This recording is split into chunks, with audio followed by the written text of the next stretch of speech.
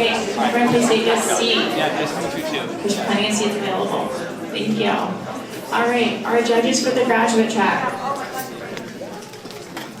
Fran Leeming is the founder and CEO of Unruly Studios, an ed tech company that combines STEM learning with active recess-style play for students in elementary and middle school. Under Brand's leadership, Unruly is expanding its product line and its footprint in classrooms across the US and Canada, and recently closed a $4 million pre-Series A funding round. Fran is a Babson MBA alumna, and we're thrilled to have her back on campus. Page. Vic Nabar is a Babson undergrad alum and a VP on JP Morgan startup banking team. In this role, he works with early stage founders across New England. Prior to joining JP Morgan, Vic spent time as an operator with technology companies ranging from pre-seed to public and was the marketplace GM at ShiftSmart, a Series B technology company. Thanks for being here tonight.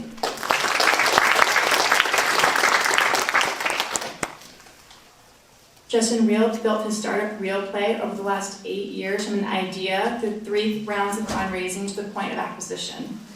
RealPlay's video automation generates, edits, and publishes unparalleled in-game video for athletes. Justin is currently advising companies in B2B SaaS, Gen AI, climate tech and green energy, B2C applications and software, and search funds, and helping them to navigate the early stages of growth, product market fit, fundraising, and product development.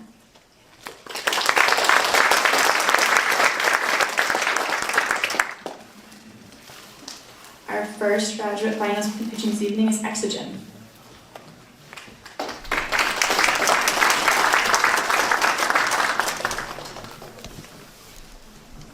Everyone hear me okay? Yeah? Doing good? Great. Okay, so what if I told you that the fitness industry has been lying to you? You know the powders you see that athletes and gym goers take? You know your protein powders, creatine powders, pre-workouts? Now, what if I told you that most of the time, they don't actually work properly? I didn't get the clicker. You see, these powders often hide behind vague proprietary brands, meaning that they don't actually tell you what's in them or the dosage amounts. On top of this, they clump together and have inconsistent absorption times, meaning not only are you unaware of what's going into your body, you now don't even know if it will work. They're just a pain to carry around everywhere. And you have to drink them out of these smelly, unhygienic, bacteria-filled shaker bottles. And having spoken to over 600 different gym goers and athletes alike, this is clearly an issue, because every single one said they want a better alternative, which is why we created Exogen. Through our partnership with renowned gummy manufacturers Gumminology, we've created a portable, hygienic, scientifically backed, and clinically dosed alternative to these frustrating powders. Pre-workout, protein, and creatine gummies. Each have been lab and market tested with fully transparent labeling, ensuring peak athletic performance every single time. And the best part about it is, everyone loves it. Because through just a handful of fitness expos and independent gym pop-up stands, we've already generated over $2,000 in prototype sales, as well as having secured 33 LOIs from independent gyms, which when fulfilled, will yield over $20,000 in revenue. And the best part is, in just 2 weeks, we've been selected as a vendor at one of the largest fitness competitions in the world, the Emerald Cup Championship. And so as you can tell, there are 2 facets to our business model, utilizing both B2B and B2C avenues. Currently, our B2B avenue is focused around wholesale partnerships with these independent gyms. This is because they have full autonomy over their inventory and budgets. Additionally, we've maintained very high traction with our key demographics. But as we scale, we look to leverage the existing clientele of Gumminology with these big major retail brands like CVS, Walgreens, Walmart, I'm sure you heard of these guys. And traction here will then help us get into these major sports nutrition retailers such as your GNCs, your vitamin shops, and your Dick's Sporting Goods. On top of this, we're looking to secure major contracts at massive gym chains such as Gold's Gym and Lifetime Fitness because they're very popular with our demographics and they clearly sell supplements. Now our B2C avenue is centered around the aforementioned pop-up stands at these high traction locations. These have proven to be very successful because every single time we've sold out. And this is due to our powerful influencer team. We are partnered with 3 influencers where across all of them have over 1 million eyes looking directly at Exogen. And this team will help us develop our e-commerce strategy and develop brand equity, which will help us introduce our brand ambassador program, which will be centered around personal trainers and coaches, enabling them to promote their product directly to their own clients. Currently, we have 3 PT on retainer. And we can do all of this because Exogen functions like a major powder brand, despite its infancy, through our exclusive partnership with Goenology. We have expansive manufacturing capacity and distribution networks, giving us the ability to produce at just 4 cents a serving, whereas our competitors produce at a whopping 70 cents a serving at a minimum. Additionally, we can produce up to 10 million gummies a day and can distribute all across the entirety of the United States. And on top of this, we have superior supply connections, giving us the most premium ingredients for the most affordable prices. And the cherry on top of all of this is our in-house prototyping and testing labs available for Exogen every single time.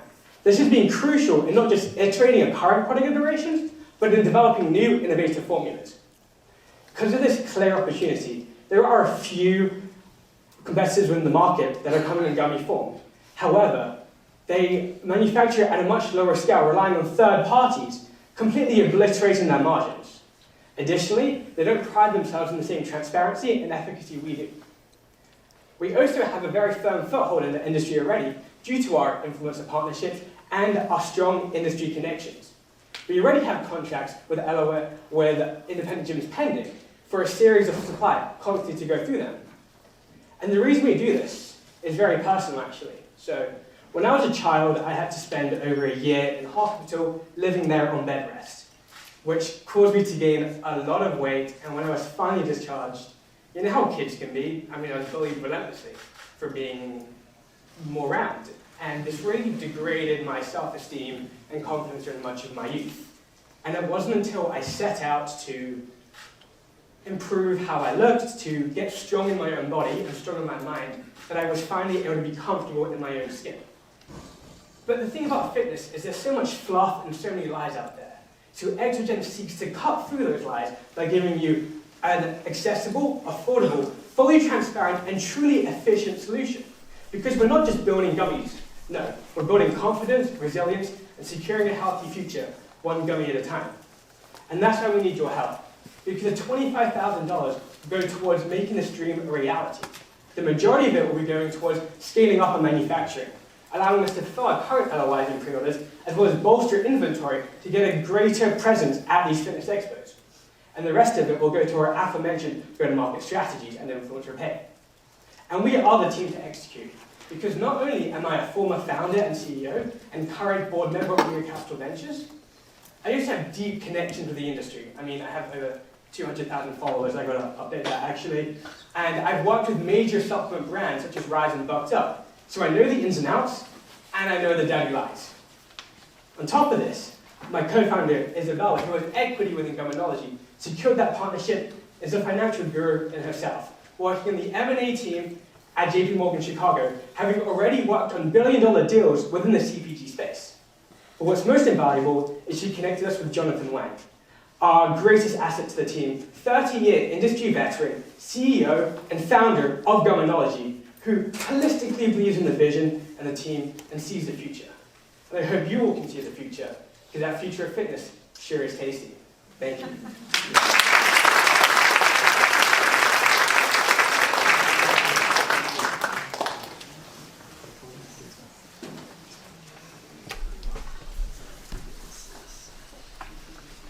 That was a great presentation.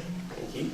I'm curious if you could explain a little bit more the relationship between Goenology and where you guys are. What is the actual agreement, and how does the manufacturing agreement? Of course. So Isabella Wu maintains 50% equity within Goenology. John himself maintains 70%, and John is vesting with our business, as was the current 5% within our business. They have signed a 5-year contract of exclusive rights over protein and pre-workout gummies manufactured just for us for this product line.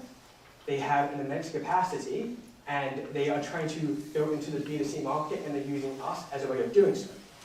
And so in terms of our profitability, we do split them with 80% in our favor, 20% in their favor.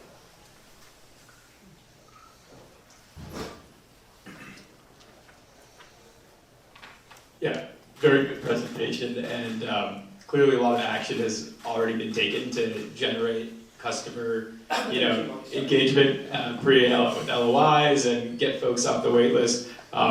As in my 20s as a former gym bro, I get hit with the Create gummy ads. I know that there's a lot of rage going on in fitness right now around peptides and different types of treatment that athletes can take to boost recovery, and I think all of them truly claim that their ingredients are pure, have no downside side effects. I think for us what would be helpful to understand is kind of what's the IP and supply chain here that's truly making this product healthier, and then how do you communicate that through your e-com channels, and you clearly have 150,000 plus followers. How do you get the word out to them that this is a real deal and that it's different? So in terms of our e-commerce presence, that itself hasn't been established due to the sheer fact the demand we have, we can't meet with our current level of capital because we're bootstrapping.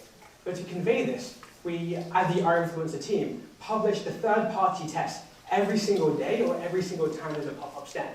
Additionally, at the pop-up stands, my co-founder and I are sitting there with a printed out form of the third-party test. So anyone that wants to look at it can see pre-FDA approved, WHO approved, everything, and look at the full printed out component list, which I've handed to you, to indicate that. And anyone that's within the industry knows the efficacy of each of the individual ingredients and knows that those dosage amounts were chosen precisely due to their efficacy. That's what we mean by transparency, which is very important for those west in the industry, and that's what we pride ourselves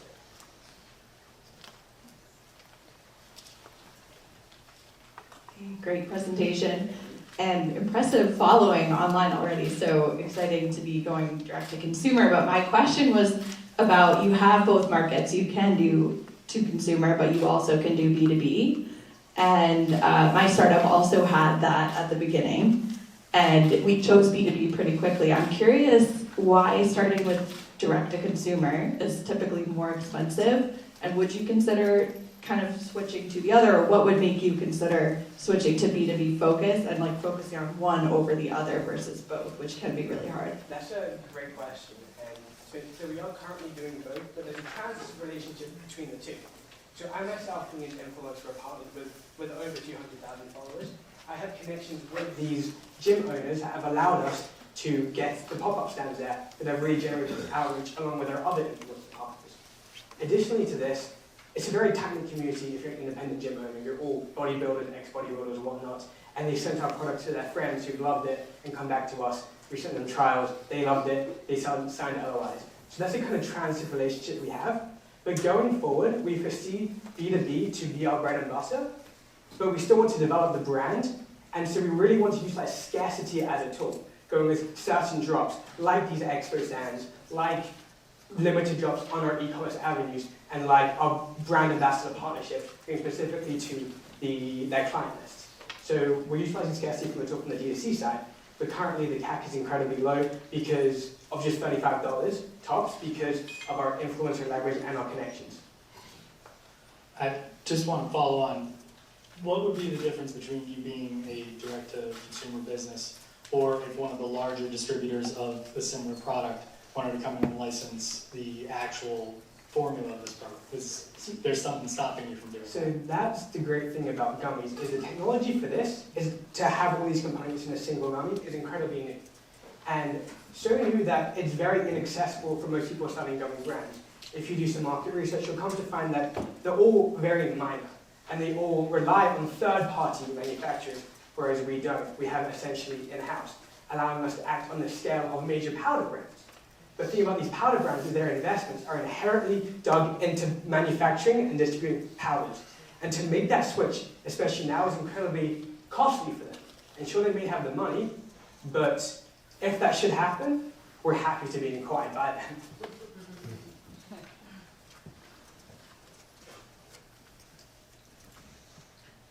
Yeah, I spent a lot of my career thinking about pricing and packaging. So specific to e-com, I think that it's very easy for brands to launch overnight, especially as there are just new tools out there to help you build apps and do marketing on Shopify.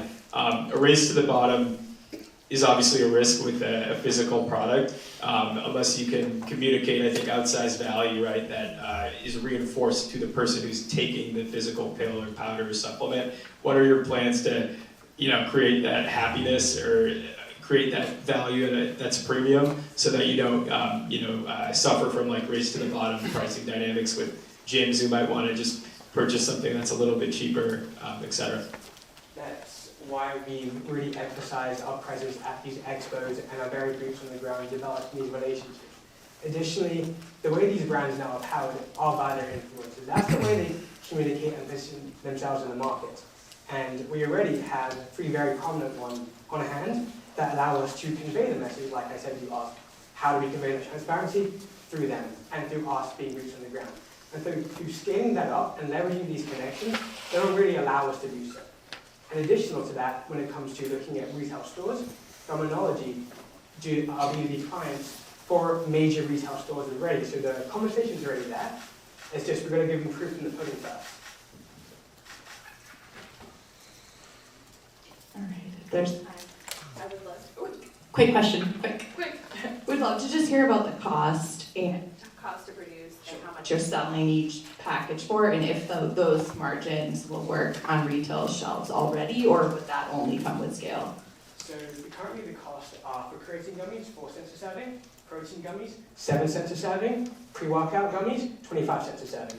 This is compared to our competitors selling for 70 cents a serving for the first, selling for 1.2 cents a serving for the second, and producing and then producing for 1.5 to over $2 a serving, causing them to sell for about $2 to $3 for each of the product brands. We sell creatine for 70 cents a serving, meeting their production price, sell protein for 1.2 cents a serving, and selling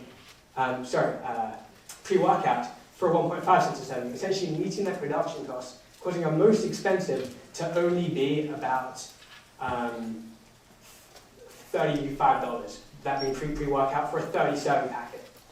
We're at time. Thank you.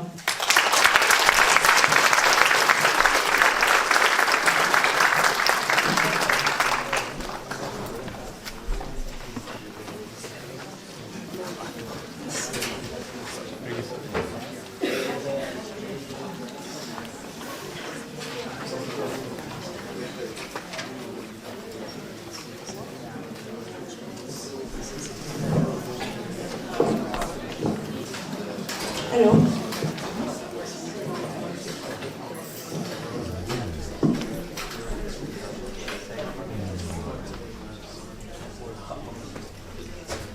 I grew up in Côte d'Ivoire, where the prevalence of skin bleaching is a critical concern, just like in the whole West African region. In fact, about 40% of African women use skin bleaching products, exposing themselves to long-term health risks like skin cancer. And there's another 35 to 50% of Africans that suffer from skin conditions, all due to the lack of suitable alternatives and to the fact that most products that exist are not suitable for their skin type. Meanwhile, the world solution has been existing throughout this whole time. My country, Côte d'Ivoire, is the first cocoa producer in the entire world. We make about 40% of the world global cocoa production. However, 75% of this production is discarded as waste every year, generating disease in plantations. But the thing is, cocoa pods and cocoa husk in general have healing properties that people are not aware of. The cocoa pod is extremely rich in antioxidant, has anti-inflammatory properties and hydrating properties that are critical when it comes to treating skin concerns like acne, dark spots, dryness, conditions that affect about 1/3 of the global population. My company comes as a solution to these 2 different problems by actually sourcing ingredients from local women cooperatives and cocoa waste from local farmers and manufacturing 100% natural and skin bleaching deprived products in order to help people tackle skin conditions like acne, hyperpigmentation, and eczema. By doing so, we provide an additional source of income to this group of people that earn as little as $2 a day. And we also provide our customers with organic solutions that actually work for the skin type. Our product portfolio is very diverse and is entirely manufactured by a certified dermatologist. Our hero product is the Sam Black African Soap. We also have the Kate and Leila Body Scrub, the Onani Body Butter, and the Raina Face Serum. Yes, I gave my siblings' name to my products, and yes, I do have that name, siblings. Right now, the cosmetics market in Africa is thriving. 40% of the world cosmetics market is skincare, and it has actually $4 billion in demand. However, the clean beauty options that currently exist are very limited, and they do not cater to the needs of melanin-rich skin type. Also, most of our competitors offer solutions that are either not sustainable or not inclusive. Most of the formulations are very general, and they do not cater to the need of people that have darker shades. In order to fill this gap, we go with threefold strategy. We offer our product through our social media platform, essentially, and influencer partnerships. We also have partnership with retailers and pharmacies back home that help us sell our products. And finally, we try our best to participate to pop-up events and workshop events in order to sell our products. In 2024, we generated $82,000 in revenue, which represents a 50% increase from 2023.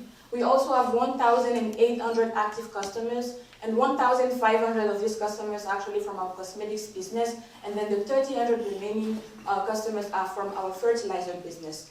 In fact, not all the pods can go into the manufacturing process of the cosmetics. Some pods are sick and contain bacteria and cannot be used to manufacture our products. So in order to maintain this zero waste production process, we use those sick pods to manufacture some fertilizer that will sell to the same farmers that we source our product from, which represent our second income stream.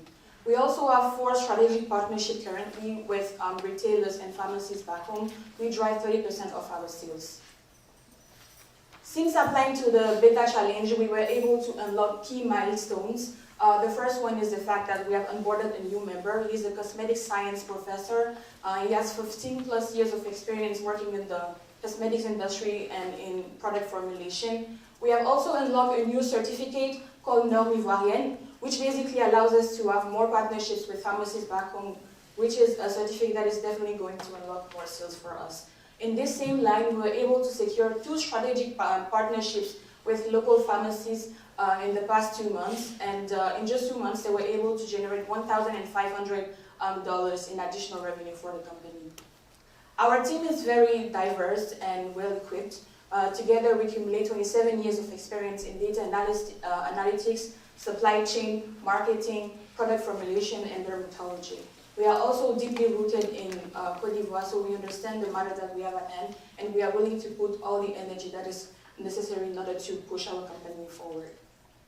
Upon securing the $25,000 award from the Beta Challenge, our first initiative will be to allocate 50% of this amount to scaling our production, because right now 80% of our production is manual, which significantly slows down our production. So this amount will be dedicated to not only acquiring new equipment, but also acquiring new raw materials that is going to be helpful in scaling our production. Our second initiative will be to drive more awareness around the brand, so it goes with more marketing initiatives, whether on social media or influencer partnerships, and we'll allocate 35% of the 25,000 awards to this initiative.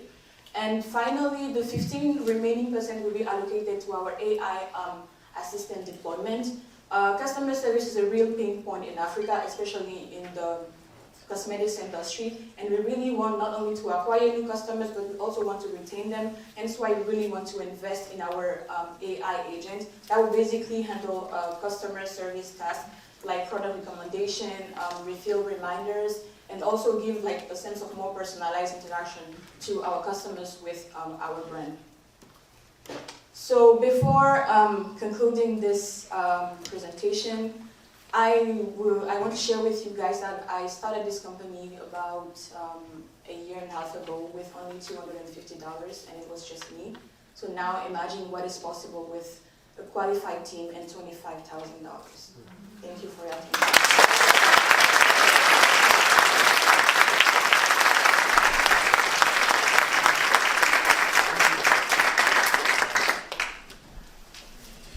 fantastic presentation, really well put together. I'm curious about the production process. Can you give us a little bit of insight into what it is now, but more intently, what is the future of it supposed to look like?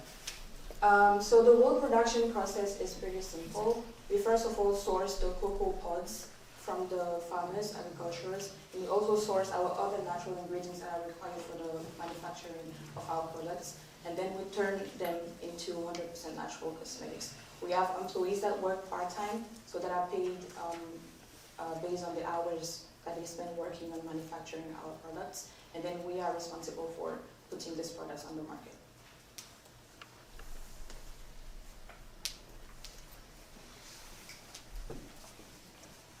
Yeah, starting with $250 and getting to $82,000 in rev is a pretty good return on investment, up to date, and really impressed with the traction and action you've taken in a short time period. As we understand, this is a newer, I think, manufacturing process to me. I'm not in skincare, but what has some of the feedback been from early consumers who are using the product? And thinking about things like the AI assistant, have you been that AI assistant already? And then curious on the kind of fertilizer revenue stream, what portion of the business is that? Is it a very, very small portion, or is it like a very, very meaningful and important portion for your business as you grow and sell B2B as well? So right now we've been having a lot of positive feedback from our customers. We have 200 plus of our customers that have reported having seen visible improvement in dark spot and acne within 4 weeks of using our products. We currently have a 30% retention rate, which means that customers actually like our products. This percentage is well above the average that is usually between 20 to 30% in the cosmetics industry. Besides that, our AI agent is already built and it's operational. But we need to deploy it actually for our customers who have access to that, and it goes with the cost. We need to buy a license, and we need also to take into consideration the cost that is associated with maintaining the whole AI agent, which is part of the reason why we are actually seeking the extra fund. And I think you asked a question about extra. Yeah, the fertilizer revenue stream. How meaningful is it as a portion of total revenue? It's quite meaningful actually. The fertilizer business represents 30% of our actual revenue, which is a lot. And it's an initiative that we have implemented 6 months ago, which means that it has a lot of potential. But right now our priority is the skincare business. So the fertilizer one is just a second source of income for the company. And it's a way for us not to use the extra waste that the cosmetics business is actually creating. And by doing so, we also give these farmers some natural fertilizer that help them fight the ground rot, which is a disease that currently attacks cocoa plantation. And the fact that the fertilizer is made with the cocoa pod actually helps solve this problem. So it's cheaper, it's natural, and it's definitely serving them. Amazing presentation, and super impressed with the revenue you've gotten in such a short amount of time, so amazing. Was curious on I think you mentioned this, but have you been tracking repeat customers and what that percentage is? Is that what 32%. 32% are repeat, okay. And then where is most of your sales coming from on the skincare side? Where are they finding you, and what are you spending on marketing to do that so far? Usually our customers find us on social media. We are quite a new brand, so we really need to put a lot of efforts when it comes to marketing for people to know more about us. So it's typically on Instagram, Facebook, TikTok. I will try to market the brand in order to acquire new customers. And then the second part was how much are you spending on marketing so far? We spend quite a lot on marketing. I think right now we spend, I would say, about $12,000 when it comes to marketing. Like in 2025, that's the total amount that we spend in marketing. And it went in paid ads, it went in participating in pop-up events to let people know about the brand. So I think marketing is probably where we spend the most, because right now the fact that the waste is a resource that not a lot of people see value in, the cost of acquisition for this material is not that high. So compared to what we have to invest in marketing for people to actually know us and start buying for the first time with us, it's quite significant. Is one channel working better than the others on the social media side? Or yes, Instagram definitely. Which one? Instagram? Yes, that's the way we are able to attract a lot of people. And there are these amazing paid ads options that allow us to select the geographic zone or the age group that we want our ad to actually target, and based on the customer profile, we are very specific with how we tailor that, so we are able to actually reach our customer profile. Two-part question, totally unrelated. The first is, in terms of sourcing the waste, is that something that you have a specific access to, or the team has specific access to? Yes. And then secondarily, have you gotten any other feedback in terms of marketing channels or sales channels for the fertilizer or other distribution options beyond what you've done to this point? We do have a unique access to the raw materials because, first of all, not all cities in the country actually produce cocoa, so very few does, and we make sure to kind of put our manufacturing facility very close to one of the main production sites, which is called San Pedro. So in fact, we do have access to the pods, and we are very close to the community. These people trust us. So even if other people have interest in doing the same thing that we do, the fact that we are already very close to them, they kind of prioritize this relationship that we have with them. And then the second question. Have you explored other options for selling fertilizer? Right now, no, because like I mentioned earlier, our main focus is really the cosmetics business. We really want to focus on scaling that out first and then explore additional options when it comes to the fertilizer. Right now, the fertilizer part has a lot of potential because 20% of the GDP of my country is based on agriculture, which means that the demand is very high. But I don't feel like we do have enough knowledge, first of all, on the fertilizer business in order to scale it that as high as we are doing it with the cosmetics business.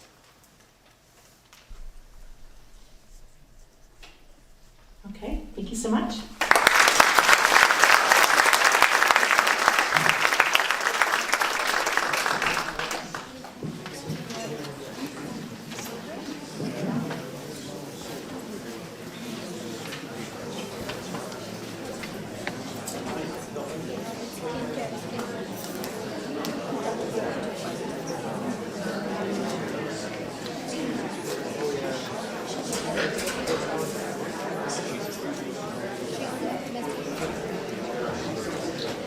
Our last graduate finalist is Tayson Kidd.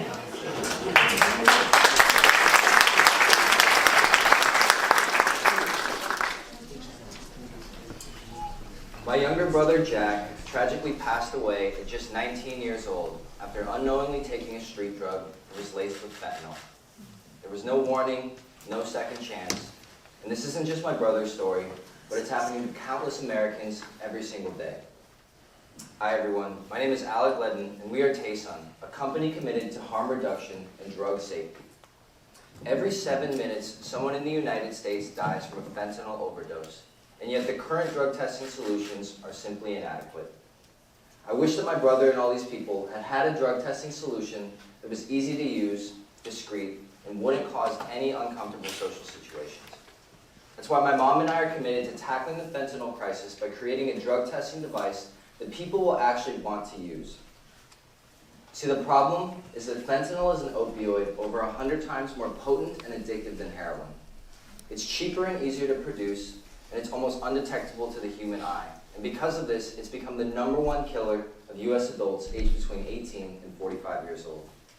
It kills more people than car accidents, gun violence, and suicides combined, and yet we rarely hear about it in the news. Currently, the testing solutions are often inconvenient, hard to use, and they lack discretion. And when we talk to young adults, 1 in 4 found that these current solutions are just not useful or too difficult to use. And that's where the Tayson Kit comes in. We've created the first ever convenient, all-in-one fentanyl drug testing device that's designed for real-world use, like at parties, concerts, or wherever someone may face a high-risk decision. To use it, you simply insert the drug into the holder, crush it with the lid, shake the drug into the testing compartment.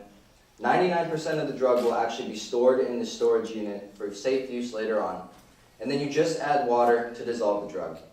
You'll get your results in less than 2 minutes, and that's it. No more risky guesswork, and no need for any extra materials.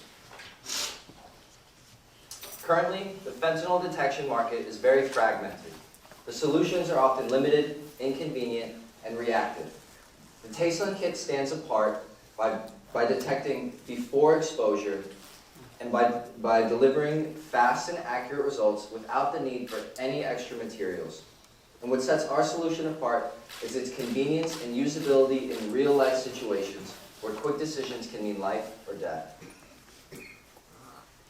Our target users are young adults and teens aged between 18 and 34 years old who may experiment or occasionally use recreational drugs in social settings. Currently, there are about 3 to 5 million users who are young adults and are in high-risk environments and are associated with harm reduction organizations.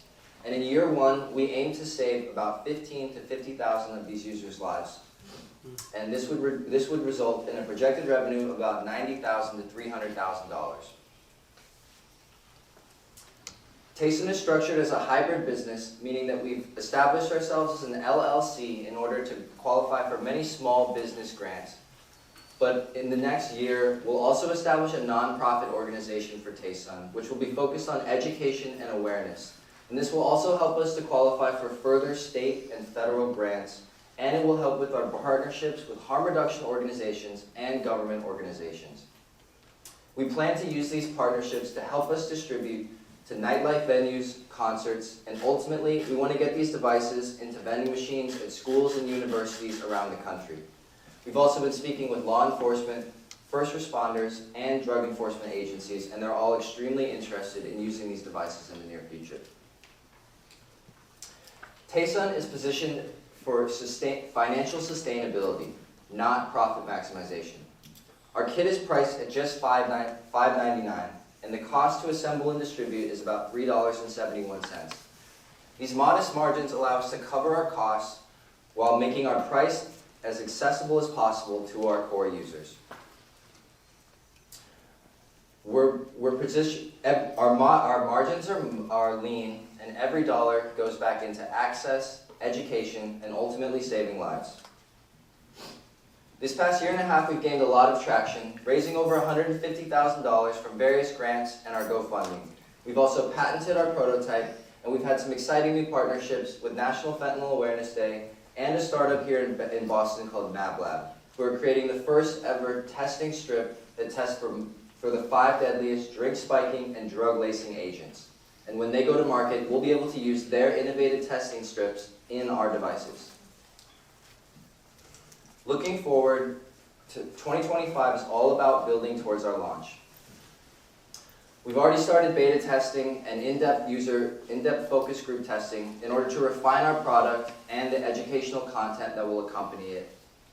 And by 2026, we'll be ready to finalize production, hire a dedicated marketing agency, and roll out a national go-to-market campaign that's focused on awareness, education, and access.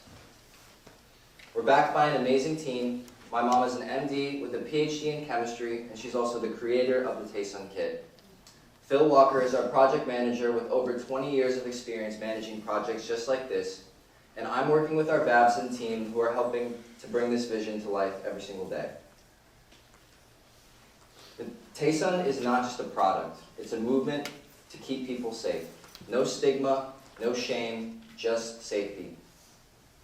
Our ask is for your funding support to help us bring this life-saving device to the people who need it most. So join us in redefining the future of harm reduction. Thank you.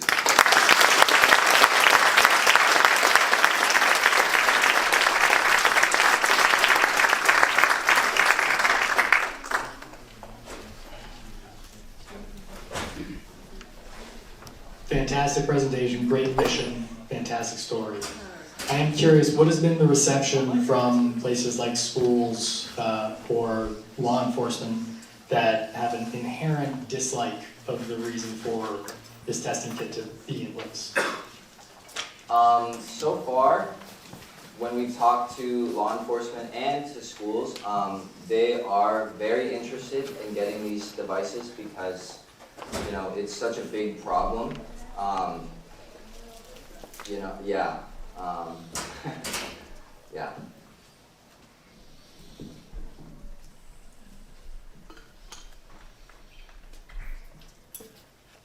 Was curious, got your prices down under $7. And you had mentioned one competitor that has a similar solution, but what is their price at? Their price is $12.99.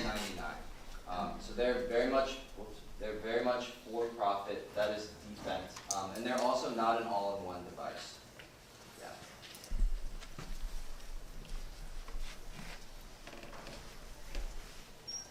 Yeah, amazing presentation, and obviously thank you for sharing the origin story for the business as well. And it's clear that you have the grit to bring this on for years to come. I think in terms of clarity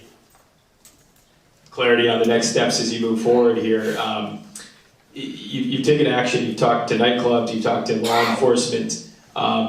It may be simpler to get this in the hands of businesses who can be channel partners to distribute this out than go after a population who may not be thinking about buying this proactively, although I could be wrong there. What budget line item, as you've talked to places like nightclubs, concert venues, do they have set aside within their budget to focus on safety of attendees? And what's the pitch to show them I think it would be one life saved is worth it, regardless of the spend. But where are they pulling the actual money down to sign these contracts and buy the device?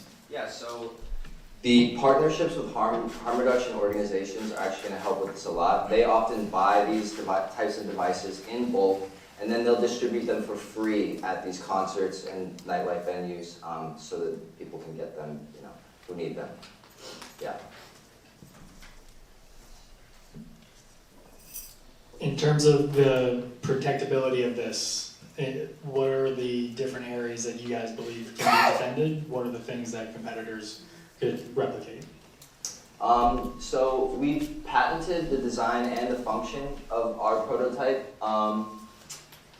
Obviously, people can modify these patents. They can modify the design to get around it. But because we are focused on maximum accessibility and we are non-profit, that separates us from any of our competitors currently.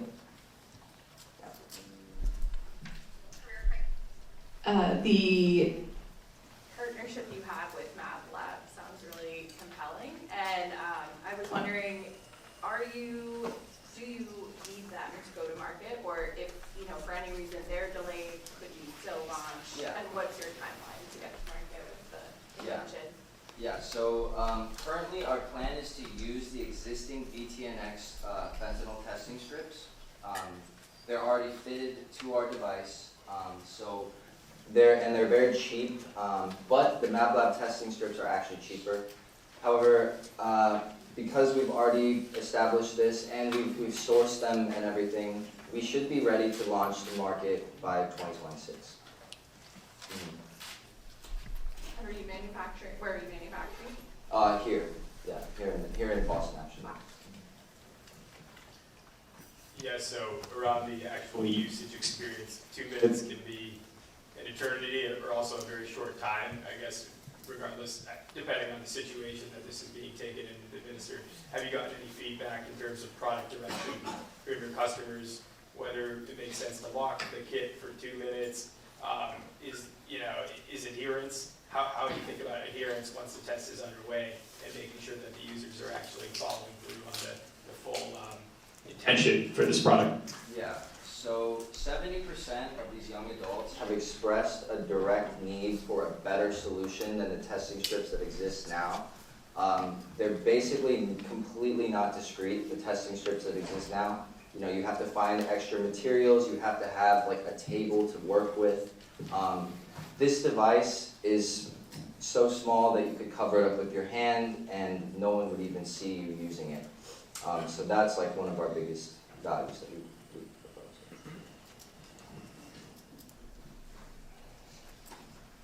All right, thank you so much.